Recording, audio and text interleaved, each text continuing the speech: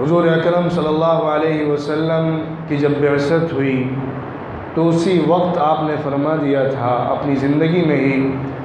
بعثت انا والساعۃ کہاتین، میں اور قیامت اس طرح اٹھائے گئے ہیں جس طرح کہ شہادت کی انگلی سے قریب درمیان والی انگلی ہوتی ہے۔ میرے درمیان اور قیامت کے درمیان فاصلہ بس اتنا ہے۔ حضور صلی اللہ علیہ وسلم نے یہ بھی فرما دیا تھا کہ فتنے زیادہ سے زیادہ ہوں گے، جیسے جیسے قیامت قریب آئے گی فتنے بڑھتے چلے جائیں گے۔ ایک موقع پر حضور صلی اللہ علیہ وسلم بلند جگہ پر چڑھے اور لوگوں سے فرمایا، میں فتنوں کو یہاں کے علاقے میں گرتے ہوئے آسمانوں سے دیکھ رہا ہوں۔ ایک موقع پر حضور نے فرمایا، فتنے ایسے آئیں گے جس طرح کہ ایک تسبیح ہو،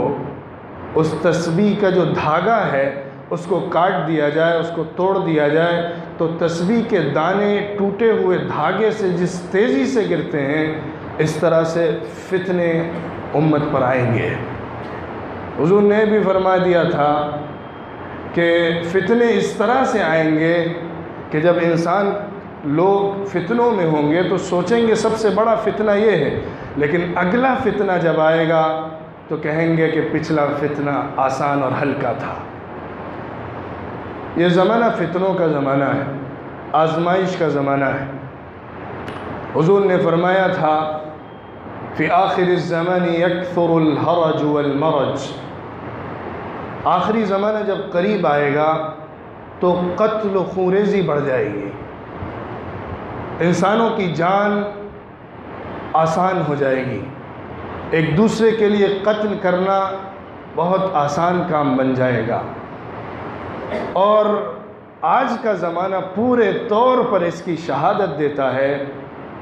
قتل و خوریزی کی جو تصویر احادیث میں کھینچی گئی ہے قیامت سے پہلے، یہ دنیا اس طرف بڑھتی جا رہی ہے، یہاں تک کہ وہ وقت آئے گا جب سب سے بڑی جنگ ہوگی، جس کو حدیث میں الملحمۃ الکبریٰ کہا گیا ہے، اور بیبل لٹریچر کے اندر آرمیگیڈون سے اس کو یاد کیا جاتا ہے، جس کی تشریح ان کی ڈکشنریز میں یہ بات یہ لکھی گئی ہے، the biggest world war before the end of this world، سب سے بڑی جنگ بٹوین گڈ اینڈ ایول، سب سے بڑی ایک جنگ ہوگی قیامت سے پہلے پہلے، جو اچھے اور برے، خیر اور شر،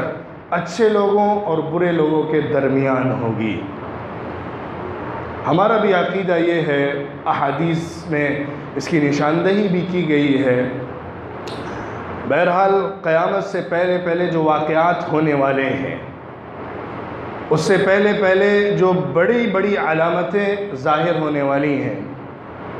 جن میں سے بڑی علامتوں میں یاجوج ماجوج کا ظاہر ہونا ہے، ملحمۃ الکبریٰ کا ہونا ہے، ایک بڑی جنگ کا ہونا ہے، حضرت مہدی علیہ السلام کا ظاہر ہونا ہے، حضرت عیسیٰ علیہ السلام کا آسمان سے اترنا ہے۔ ایک بڑی جنگ کے نتیجے میں ایک کافر طاقت سے جو جنگ ہوگی، اس کے لیڈر دجال کو سامنے آنا ہے، دجال کو حضرت عیسیٰ علیہ السلام کے ہاتھوں قتل ہونا ہے، اسرائیل کی سرزمین پر اس کو مارا جانا ہے، ساری دنیا میں مسلمانوں کا غلبہ اور دبدبہ ہونا ہے، ایک عرصے تک رہ کر مسلمانوں کو اس دنیا سے مٹا دیا جانا ہے، پھر کافروں کی دنیا بچ جائے گی جس پر اللہ قیامت لائے گا۔ اور اس سے پہلے اور بھی بہت سی نشانیاں ہیں، ایک جانور نکلے گا جو انسانوں کی بولی بولے گا، یاجوج ماجوج آئیں گے جو علاقوں کے علاقوں کو کھاتے چلے جائیں گے۔ ان کی تفصیلات بہت لمبی ہیں، احادیث میں اس کے اشارات دیے گئے ہیں، اس پر گفتگو کی جائے تو بہت ان کو جوڑنا اور ان کو آج کے زمانے سے اور آئندہ آنے والے زمانے سے جوڑ کر پیش کرنا آسان کام نہیں ہے، اور اس میں کچھ غلطیاں بھی ہوتی ہیں۔ بہت سے لوگ ہیں جو آج کے زمانے پر ان نشانیوں کو ایسا فٹ کر دیتے ہیں کہ جیسے لگتا ہے کہ یہ حرف اخیر ہے اور 100% جو کہہ دیا گیا وہی ہے۔ ایسا نہیں ہے۔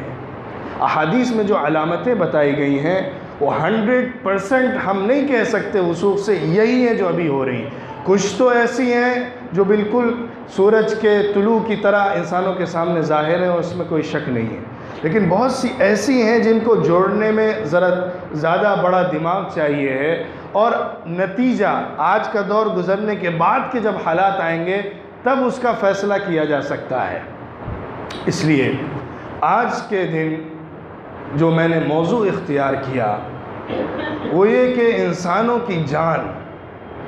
جو اللہ تعالیٰ نے انتہائی محترم اور حرمت والی بنائی ہے، اس کا جو ضیاع ہو رہا ہے، انسانی جانوں پر جو حملے ہو رہے ہیں، ساری دنیا کے اندر ایک انتشار کا، فتنے کا، قتل و خوریزی کا، درندگی کا، حیوانیت کا جو ماحول بنا دیا گیا ہے، یہ دراصل قیامت کے قریب ہونے کو بتاتا ہے۔ باقی باتوں پر جو مختلف علامتیں انشاءاللہ آگے میں بات کروں گا کسی موقع سے۔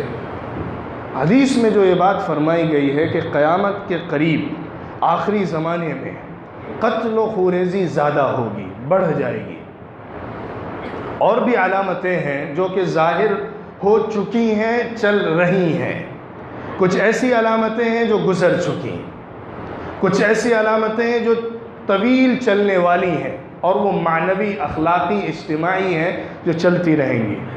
کچھ ایسی ہیں جو بہت بڑی ہیں اور وہ قیامت کے قریب ہوں گی۔ سب سے آخری علامت سورج کا ویسٹ سے نکلنا ہے۔ مغرب سے سورج جس دن طلوع ہوگا اسی دن قیامت آ جائے گی۔ جس دن سورج ویسٹ سے نکلے گا، ایسٹ کو چھوڑ کر مشرق کے بجائے مغرب سے طلوع ہوگا، اس دن اللہ کی طرف سے توبہ کے دروازے بند ہو جائیں گے۔ اس دن کوئی انسان توبہ کرے گا تو اللہ کے ہاں توبہ قبول نہیں ہوگی، کیونکہ اب یہ قیامت کی علامت ایسی ہوگی جو کہ کہنا چاہیے کہ قیامت کی بگننگ ہے، اسٹارٹ ہے، یہیں سے قیامت شروع ہونی ہے، کیونکہ اس کے بعد سورج چاند بکھر جائیں گے، ستارے اور تارے ٹوٹ پھوٹ کر گر جائیں گے، زمین تب و بالا ہو جائے گی، سمندر آگ کے شعلے بھڑکائیں گے، اور جو پہاڑ ہیں وہ روئی کے گالوں کی طرح اڑ رہے ہوں گے، زمین تل چھٹ ہو جائے گی، سارا نظام ٹوٹ پھوٹ کر درہم برہم ہو جائے گا، سارے انسان فنا ہو جائیں گے، ایک سور کے ذریعے سب کو موت کی نیند سلا دی جائے گی۔ پھر جب سارا درہم برہم نظام ٹوٹ پھوٹ کر برباد ہو چکا ہوگا، اس وقت اللہ ایک نئی زمین کو بنائے گا، اس نئی زمین پر انسانوں کو ان کی قبروں سے اٹھائے گا اور حشر کا میدان شروع ہوگا۔ قیامت کے آنے سے پہلے پہلے اخلاقی برائیاں، اجتماعی برائیاں بکثرت ہو جائیں گی۔ حدیث میں فرمایا گیا ہے زنا عام ہو جائے گا، سود خوری عام بات بن جائے گی، ماں باپ کی نافرمانی گھر گھر ہوگی، بیوی کے اوپر، ماں کے اوپر بیوی کو ترجیح دی جائے گی، دوست باپ سے زیادہ قریب بن جائے گا، زنا کے اڈے کھلتے چلے جائیں گے، بگاڑ اور فساد کے مواقع زیادہ سے زیادہ ہوتے چلے جائیں گے، سڑکوں پر زنا ہوگا، کھلے عام لوگ زنا کریں گے، اور حیا ختم ہوتی چلی جائے گی۔ جو ذمہ داری ہے، حکومت ہے، سیاست ہے، وہ نااہل، ناکارہ، برے، کرپٹڈ لوگوں کے ہاتھوں میں چلی جائے گی، امانت نااہلوں کو سونپی جانے لگے گی، حکومتیں بگڑ جائیں گی، انسانی نظام درہم برہم ہونے لگے گا، اخلاقی ایکٹیویٹیز، مورالز ختم ہوتے چلے جائیں گے، اور انسان حیوان نما بنتا چلا جائے گا۔ آج کی جو دنیا ہے وہ اس کی سچی تصویر ہے۔ اس وقت ظلم کے جو پہاڑ اس دنیا میں توڑے جا رہے ہیں، خاص طور پہ عرب ممالک میں، اسلامی ممالک میں ڈھائے جا رہے ہیں، مظالم، وہ بڑے دردناک اور سنگین ہیں۔ خاص طور پہ شام کا جو علاقہ ہے، سیریا کا جو علاقہ ہے، یہ خاص آج کے دور کا ٹارگیٹڈ علاقہ ہے، ایریا ہے۔ پوری دنیا کی نگاہیں اس علاقے پر پڑی ہوئی ہیں۔ ایک عجیب بات آپ کو بتاؤں کہ قیامت سے پہلے جو سب سے بڑی جنگ ہونے والی ہے وہ بھی اسی زمین پر ہوگی۔ بعض حدیث سے تو یہ بھی معلوم ہوتا ہے حشر کا جو میدان ہوگا وہ بھی سیریا کی زمین ہوگی، دمشق کے علاقہ ہوگا اور شام کی سرزمین کو بنایا جائے گا۔ بڑی اہم سرزمین ہے، مبارک اور مقدس جگہ ہے، بے شمار انبیاء یہاں پر آئے ہیں، بنی اسرائیل کے بہت سارے انبیاء یہاں پر مدفون ہیں، زمین کے اندر سو رہے ہیں۔ کتنے انبیاء نے یہاں اس کو میدان دعوت بنایا ہے، اور حضرت ابراہیم علیہ السلام بھی یہاں پہ گئے ہیں، وہاں رہے ہیں۔ شام کا علاقہ صرف وہ نہیں ہے جو آج کا سیریا ہے۔ جب شام حدیث میں کہا جاتا ہے، جب شام اسلامک لٹریچر کے پوائنٹ آف ویو سے کہا جاتا ہے، تو اس کے اندر جارڈن، فلسطین، اسرائیل کا علاقہ جہاں پر اسرائیل قابض ہے، پورا فلسطین، وہ سارے کے سارے علاقے اس کے اندر شامل ہوتے ہیں۔ وہ سارے خطے جو آج ڈیوائیڈڈ ہو گئے ہیں وہ سارے کے سارے شام کے اندر موجود ہیں۔ اس سرزمین کو اللہ نے بڑی برکت عطا فرمائی۔ اس سرزمین کے اندر بہت سارے انبیاء بھیجے گئے جنہوں نے اس کو دعوت کا میدان بنایا، اور اس سرزمین پر بڑا انبیاء کے ذریعے دعوت کا کام ہوا۔ اللہ نے دنیاوی اعتبار سے بھی اس زمین کو بڑا نوازا، بڑا زرخیز، خوبصورت، خوشنما بنایا، پہاڑوں اور جھرنوں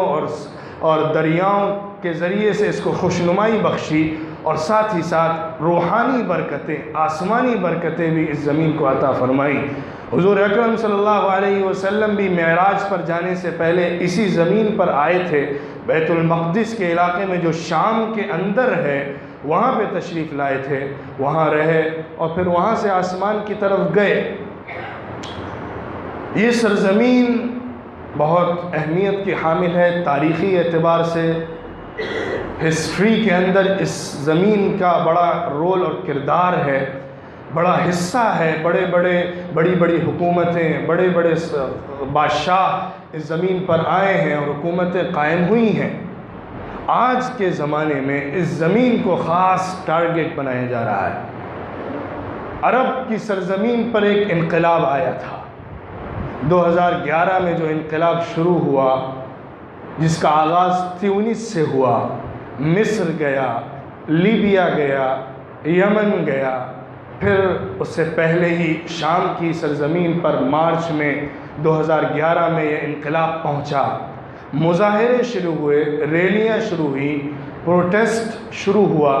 حکومت کی پالیسیز کے خلاف۔ لوگ سڑکوں پر آئے، مظاہرے ہوئے، حکومت نے ان کو دبوچا، ان کو مارا، ان کو پیچھے دھکیلا، اور ان پروٹیسٹ والے لوگوں کو کامیاب ہونے نہیں دیا، جس کے نتیجے میں لوگ جڑتے گئے۔ مختلف جو ان کی ٹیمیں تھیں، تنظیمیں تھیں سنیوں کی، وہ جمع ہوتی چلی گئیں۔ جو حکومت وہاں پر موجود ہے وہ شیعہ حکومت ہے۔ شیعوں میں سے بھی جو سب سے گندے قسم کے ہوتے ہیں علوی لوگ، نصیری لوگ، یہ لوگ تو حضرت علی رضی اللہ عنہ کو اللہ کا درجہ دیتے ہیں۔ ایسے لوگوں کی حکومت میں یہ ظلم چلتا رہا۔ 1 سال ظلم ہوا، 2 سال، 3 سال، 4 سال، ظلم کی ایک طویل داستان ہے۔ ملینز لوگ اس سرزمین کو چھوڑ کر ترکی میں، جرمنی میں، فرانس میں ہجرت کرنے پر مجبور ہوئے،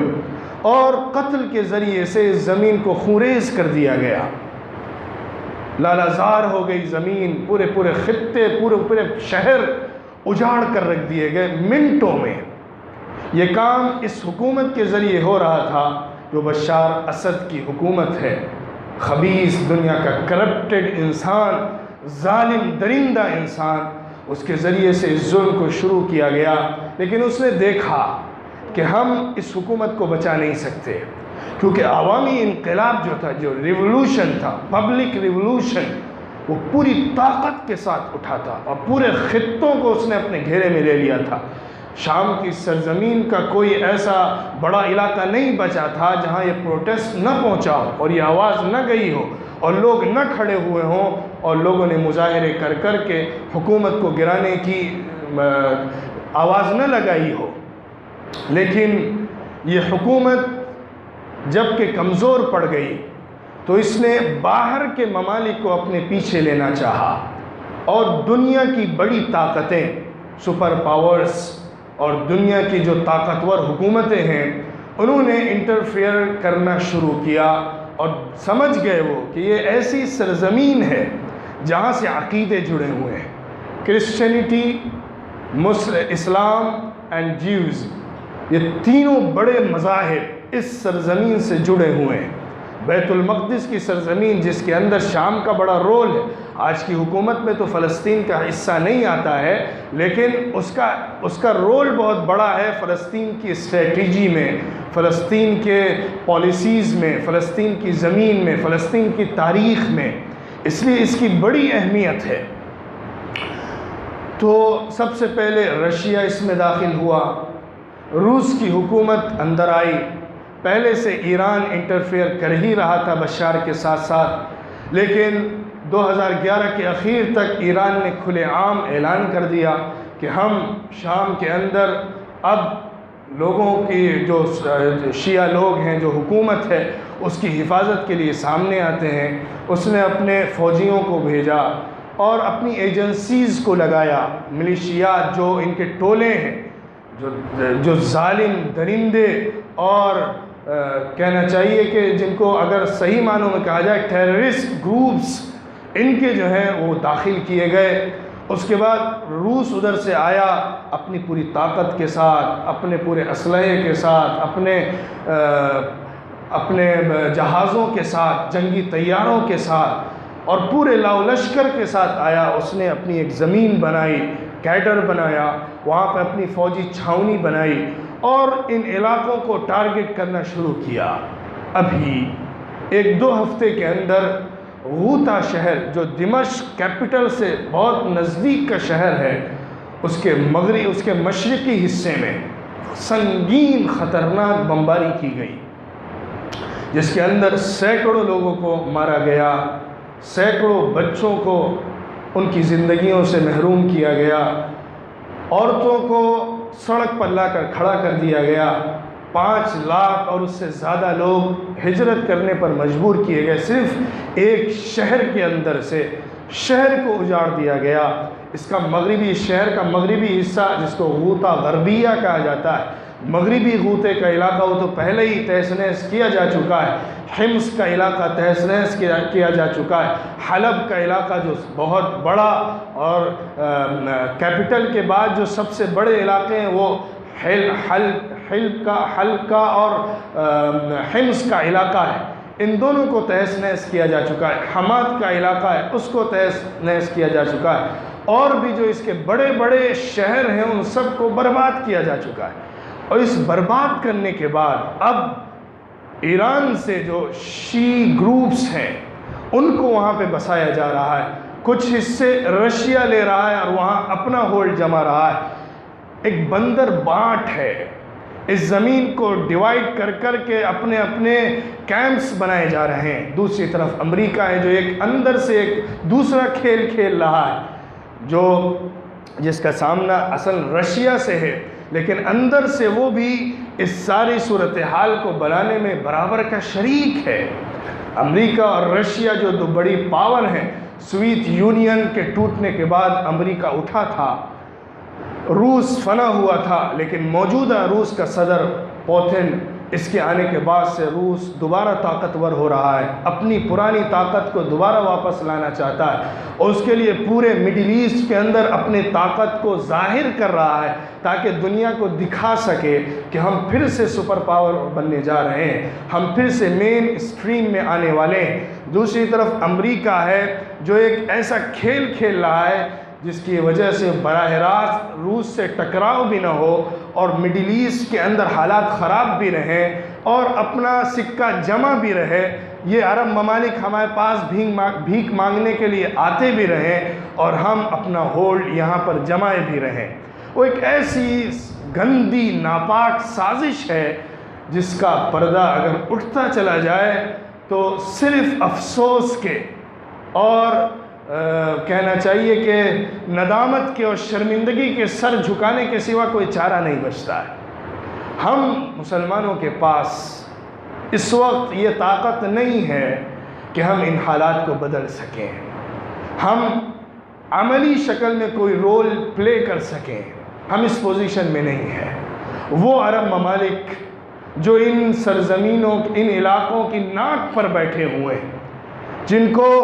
مسلمانوں کے درمیان مقدس مقام حاصل ہے، جن کو عزت کا مینارہ سمجھا جاتا ہے، ساری دنیا کے مسلمانوں کا جن کو سینٹر اور مرکز ہونا چاہیے، وہ اس میں جو رول پلے کر رہے ہیں وہ بڑا شرمندہ کرنے والا اور بڑا انتہائی مایوس کن ہے۔ اس کا ذکر کرنا بھی اچھا نہیں لگتا ہے۔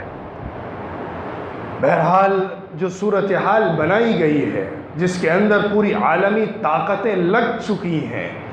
پوری طاقتیں اس کے اندر انٹرفیئر کر چکی ہیں، کر رہی ہیں، اور اب ان حالات سے نکلنا بہت مشکل لگتا ہے۔ ایسی صورتحال بنا دی گئی ہے کہ اب اگر اس کو نکالا بھی جائے، ایک بشار الاسد کو مارا بھی جائے، تو اس کے بعد بھی حالات قابو میں آنے والے نہیں لگتے۔ اتنے گروپس پیدا کر دیے گئے، آئی ایس کے نام سے ایک گروپ کو پیدا کیا گیا اور اس کو استعمال کیا گیا۔ یہ عجیب بات ہے، جس دن لبنان سے حزب اللہ، جو حزب الشیطان ہے، شیطان کی پارٹی ہے، شیعوں کی کرپٹڈ ٹیررسٹ گروپ ہے، جس دن وہ سیریا میں داخل ہوا ہے، اسی دن ہی آئی ایس بھی سیریا میں داخل ہوئی۔ ان کو ایک بہانہ چاہیے، ان کو ایک ذریعہ اور راستہ چاہیے لوگوں کو مارنے کے لیے۔ ایسے ٹیررسٹ گروپوں کو ہائی لائٹ کرتے ہیں اور مین اسٹریم میڈیا میں لا کر اتنا اس کو پاپولر کرتے ہیں کہ ایسا لگتا ہے کہ دنیا کی زمین میں سے کوئی خطہ نہیں بچا ہے جہاں پر ان کا ہولڈ نہ ہونے والا۔ ایسا ہوا بنایا جاتا ہے، ایسا شور بپا کیا جاتا ہے کہ ساری دنیا ڈر جاتی ہے، اور اس ڈر کا فائدہ اٹھا کر انسانوں کو بے دریغ قتل کیا جاتا ہے۔ اگر آپ رپورٹس پڑھیں، اگر آپ جائزہ لیں جو صورتحال اس وقت چل رہی ہے اور پچھلے 5-6 سالوں میں ہوئی ہے، شام کے اندر، عراق کے اندر خاص طور پہ، یمن کا معاملہ، تیونس کا معاملہ، مصر کا معاملہ، لیبیا کا معاملہ، جہاں پہ انقلاب آیا تھا وہ الگ ہے، اس کی تفصیلات دوسری ہیں، لیکن اس وقت جو سب سے زیادہ شام صورتحال بنی ہوئی ہے وہ شام اور عراق کی ہے، اور پچھلے عرصے سے یمن کی بھی صورتحال دیگرگوں ہے۔ آئی ایس کو اٹھایا گیا، اس کے بعد ایک الائنس بنایا گیا، عرب ممالک جڑے اور آ کر ان کو مارنے کے لیے جمع ہوئے۔ کن کو مارتے؟ بم تو گرتے ہیں ایک عام انسان پر، جب آسمانوں سے بم گرتے ہیں تو پھر ایک بچہ، ایک بچی، ایک ماں، ایک بیٹا، ایک باپ، وہ جان کا نذرانہ پیش کرتے ہیں۔ جو مسلح طور پہ جنگ کر رہے ہوتے ہیں وہ تو اپنے انتظامات خود کیے ہوتے ہیں، ان کو معلوم ہوتا ہے ہمیں کہاں چھپنا ہے، ان کو معلوم ہوتا ہے ہمیں کس سے جنگ ہو رہی ہے اور ہمیں کہاں کیا پیترا بدلنا ہے۔ نشانہ جو بنتا ہے وہ مظلوم انسان بنتا ہے، نشانہ جو بنتا ہے وہ عام سول بنتے ہیں، اور یہی ہوا۔ 10 لاکھ ملینز لوگ اس کا نشانہ بنے، شام کی زمین پر قتل کیے گئے، اور ایسا خونریز معرکہ بپا کیا گیا کہ لگتا تھا کہ شاید اب اس سرزمین کو دوبارہ زندہ نہیں رہنا ہے۔ کوئی علاقہ نہیں چھوڑا گیا جس میں عمارتوں کو تہس نہس نہ کر دیا گیا ہو، علاقوں کو خالی نہ کر دیا گیا ہو۔ ایسی ایسی تصاویر ہیں، ایسی ایسی ویڈیوز ہیں کہ اگر اس کو انسان اپنے نارمل حالت میں دیکھ لے تو اس کو کھانا اچھا نہ لگے،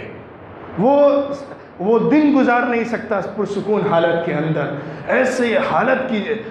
اس سرزمین کی ایسی حالت کی گئی ہے کہ اس کے بعد خون کے آنسو رونے کے سوا کوئی چارہ نہیں بچتا ہے۔ بچوں کی ایسی ایسی تصویریں کہ آپ تصور نہیں کر سکتے، اور اس کو بیان بھی نہیں کیا جا سکتا۔ اس کے لیے الفاظ کے اندر وہ ٹمپریچر نہیں ہے جو اس غم کو، اس تکلیف کو، اس معصوم بچے کے درد کو دکھا سکے جس کے سر سے باپ اٹھ چکا ہے، جس کی ماں کو کاٹ کاٹ کر پیس پیس کر کے جدا کر دیا گیا ہے، جس کے بھائیوں اور بہنوں سے اس کو الگ کر دیا گیا ہے، جو ایک قافلے کے ساتھ جا رہا ہو اور قافلے سے بچھڑ گیا ہے، جو صحرا کے اندر ایک تھیلا لیے ہوئے ملتا ہے، جس تھیلے کے اندر اس کے ماں کا خون زدہ جسم پر لگا ہوا ایک کپڑا ہوتا ہے، جو ایک تھیلی میں لیے ہوئے وہ آگے بڑھتا چلا جا رہا ہوتا۔ اسے نہیں معلوم میرے آگے کیا ہے، اسے نہیں معلوم میرے پیچھے کیا ہے، اسے نہیں معلوم میرے اوپر کیا ہے، اسے نہیں معلوم میرے نیچے کیا ہے۔ ایسی بچیاں جن کی کھیلنے کی عمر ہے، وہ اپنے ماں باپ کے جسم کے مردہ لاشوں سے کھیل رہے ہیں۔ ایسی عورتیں جن کے سہاگوں کا زمانہ ہے، وہ اپنے شوہروں کے خون سے اپنے سندور کو سجا رہی ہیں۔ ایسی مائیں جن کو اپنے بچوں کے سہاروں کی ضرورت ہے، وہ لڑکھڑاتے لڑکھڑاتے راستوں میں دم توڑ دیتی ہیں۔ گھروں کے اندر سے، ملبوں کے اندر سے کھینچ کھینچ کر بچوں کو جس طرح نکالا جاتا ہے، وہ تصویریں ایسی ہیں کہ میرا خیال ہے جو سب سے بڑے زلزلے آتے ہیں دنیا کے اندر، ان زلزلوں کے بعد اس زمین کے اور ان خطوں کے جو حالات بنتے ہیں وہ بھی اس سے کم ہوتے ہوں گے شاید۔ ایسا ظلم کا ننگا ناچ ناچا گیا اور عالمی طاقتوں کے ناک کے نیچے یہ سب کیا گیا، ان کی سرپرستی میں کیا گیا اور ان کے اشاروں پر کیا گیا۔ اشاروں ہی نہیں بلکہ ان کے خود کی شرکت کے ساتھ کیا گیا۔ ابھی کا جو حملہ ہوا یہ رشیا کا حملہ ہے، رشیا نے حملہ کیا۔ اعلان کیا کیا جاتا ہے کہ وہاں پہ جبہت النصرہ، فلاں گروپ، یہ گروپس ہیں جو ٹیررسٹ گروپس ہیں، ان پر ہم حملہ کر رہے ہیں، جبکہ رپورٹس بتاتی ہیں، وہاں کے جو نمائندے ہیں اور وہاں کے جانکار لوگ ہیں وہ اس بات کو کہتے ہیں کہ اس خطے میں، اس علاقے میں اب کوئی ٹیررسٹ گروپ نہیں بچا ہے، کوئی ایسا گروپ نہیں ہے اس جگہ پر جس کو ٹیررسٹ یہ خود مانتے ہوں، لیکن اس کے باوجود یہ ایک پالیسی کے تحت کیا جا رہا ہے۔ اس علاقے کو خالی کیا جا رہا ہے، صاف کیا جا رہا ہے، جہاں پر ایران اپنا ہولڈ جمانا چاہتا ہے، جہاں رشیا مڈل ایسٹ کے اندر اپنا ایک کیمپ چاہتا ہے، کیونکہ امریکہ کے کیمپ، یہ سعودیہ کی حکومت، امارات کی حکومت، فلاں حکومت، یہ سب امریکہ کے کیمپس ہیں، یہ سب امریکہ کی زمینیں ہیں۔ امریکہ جب چاہتا ہے آسمان سے وہاں اتر جاتا ہے، جب چاہتا ہے وہاں سے اڑ جاتا ہے، جس پر چاہتا ہے جب چاہتا ہے وہاں سے حملے کر دیتا ہے۔ وہ سب بکاؤ مال ہیں، وہ سب بکے ہوئے ہیں، ان کی پالیسیز امریکہ کی خدمت کے لیے ہیں۔ رشیا بھی چاہتا ہے کہ وہ بھی مڈل ایسٹ پر آئے، کیونکہ آج کی صورتحال یہ ہے، مسلمانوں کو آپس میں لڑانا، مسلم ممالک کو آپس میں ایک دوسرے کے ساتھ دست و گریباں کرنا، ایک دوسرے کے ساتھ ٹکرانا، اس کے نتیجے میں بڑی بڑی سپر پاور طاقتیں اپنی طاقتوں کو دکھا رہی ہیں۔ خون ہمارا ہے، زمین ہماری ہے، لوگ ہمارے ہیں، حکومتیں ہماری ہیں، جو حالات پیش آ رہے ہیں وہ ہمارے لیے پیش آ رہے ہیں، لیکن فائدہ ان سپر پاور طاقت اٹھا رہے ہیں۔ حالات ایسے بنا دیے گئے ہیں، خطرہ اس کا ہے کہ حالات اس سے زیادہ بگڑیں گے۔ یہ آگ خطرناک رخ اختیار کرتے ہوئے پورے مڈل ایسٹ کو کھائے گی۔ اللہ اس وقت سے بچائے، اللہ ایسے حالات کے آنے سے روک دے ان حالات کو جو خطرناک رخ پر جا رہے ہیں۔ اللہ ہی کا سہارا ہے جو اس وقت حالات کو بدل سکتا ہے، ورنہ ریزنز، اسباب کی دنیا میں کوئی ایسا بڑا، ایسا ہمیں مینارہ نظر نہیں آتا جس پر اعتماد کر کے ہم یہ کہہ سکیں کہ اب حالات اچانک بدلنے ہیں۔ یا تو دو شکلیں ہیں، یا تو اللہ تعالیٰ مسلمانوں کے حالات بدلے گا انہی لوگوں کے ہاتھوں جو لوگ اس وقت مظلوم بنے بیٹھے ہیں، اور حالات دوبارہ بدلیں گے اور پھر مسلمانوں کے پاس طاقت صحیح معنوں میں آئے گی، اور اسلامی طاقت ان ممالک میں جو عرب ممالک ہیں، اسلامی ممالک ہیں، اللہ کے نام پر فتح کیے گئے ہیں، اسلام کے نام پر لیے گئے ہیں، محمد صلی اللہ علیہ وسلم کے جانثار صحابہ نے جن کو آزاد کرایا ہے، دوبارہ سے حالات بدلیں اور پھر سے حکومتیں قائم ہوں، یا لبرل حکومتیں بنیں، امن اور پیس پھر سے آ جائے، پھر حالات بدلیں،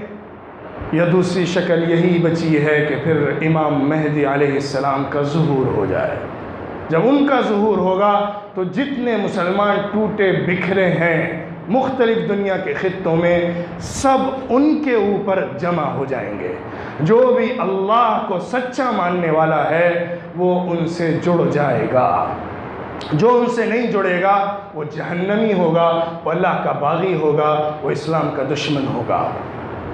یہ حالات آخری ہیں، جب یہ ہوگا تو پھر قیامت سامنے ہوگی۔ انہی کے زمانے میں حضرت عیسیٰ علیہ السلام بھی آئیں گے، لیکن ابھی ان کا ظہور نہیں ہوا ہے، علامتیں ظاہر ہو رہی ہیں، اللہ کے علم میں ہے کب ظاہر ہوگا اور کیا ہوگا۔ اس وقت جو حالات ہیں ان کو دیکھتے ہوئے ہم مسلمانوں کی ذمہ داری کیا ہے، میں اس پر بات ختم کرنا چاہتا ہوں۔ ہم اس وقت جانوں کے ذریعے سے وہاں مدد نہیں کر سکتے، ہماری اتنی حیثیت آج نہیں بچی ہے کہ ہم ان کے سفارت خانوں اور ان کے قونصلیٹ کے سامنے جا کر مظاہرہ کر کے اپنی آواز اٹھا سکیں، ہماری تو یہ حیثیت بھی نہیں بچی ہے۔ افسوس کے ساتھ یہ بات کہنا چاہتا ہوں، اور ہمیں ماننا چاہیے کہ ہماری جو پوزیشن ہے آج وہ اتنی پچھڑی اور اتنی بری اور اتنی بیکورڈ ہے کہ اس کے بعد صرف اپنے چہروں پر کالک ملنے کے سوا کچھ نہیں ہے۔ لیکن ایک دروازہ ہے، وہ دروازہ امت کے لیے ہمیشہ کھلا ہے، اور امت کم سے کم اس کی مکلف ہے، اور وہ دروازہ ہے دعا کا دروازہ۔ اگر ہم دعا کریں گے تو اللہ تعالی ہم پر رحم کرے گا، ہمارے ذریعے سے ان پر رحم کرے گا، ہمارے ایمان کو سلامت رکھے گا، ہماری اسلامی محبت زندہ رہے گی، اور اس کے نتیجے میں اللہ کی طرف سے رحمتیں اتریں گی۔ دعا بڑی پر اثر ہوتی ہے، دعا کے اندر بڑی طاقت ہے۔ اللہ کے رسول صلی اللہ علیہ وسلم نے فرمایا دعا تو تقدیر کو بھی بدل دیتی ہے۔ اس لیے دعا ایک ایسا ہتھیار ہے مسلمان کے پاس، کم سے کم درجے میں اس کا استعمال کرنا فرض عین ہے۔ اس کے علاوہ اللہ کا نظام ایسے چلتا ہے کہ دیگر اسباب اختیار کیے جائیں،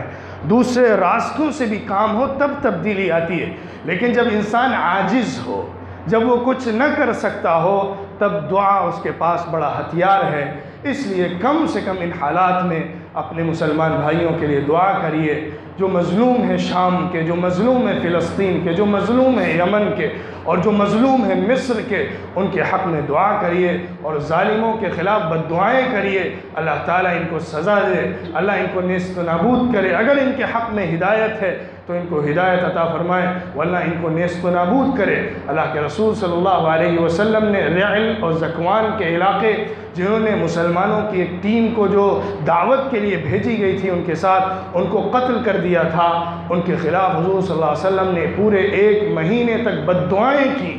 ہر فجر نماز کے بعد حضور اکرم صلی اللہ علیہ وسلم ان کے خلاف بد دعا فرمایا کرتے تھے، بد دعا کیا کرتے تھے۔ اس لیے ظالموں کے خلاف بد دعا کرنا، جو مسلمانوں کو قتل کر رہے ہیں، اور مظلوموں کے حق میں دعا کرنا، جو لاچاری اور بے بسی کی حالت میں زندگی بسر کر رہے ہیں، ہر مسلمان کا فرض ہے۔ اللہ ہمیں توفیق عطا فرمائے۔ وآخر دعوانا الحمد للہ رب العالمین۔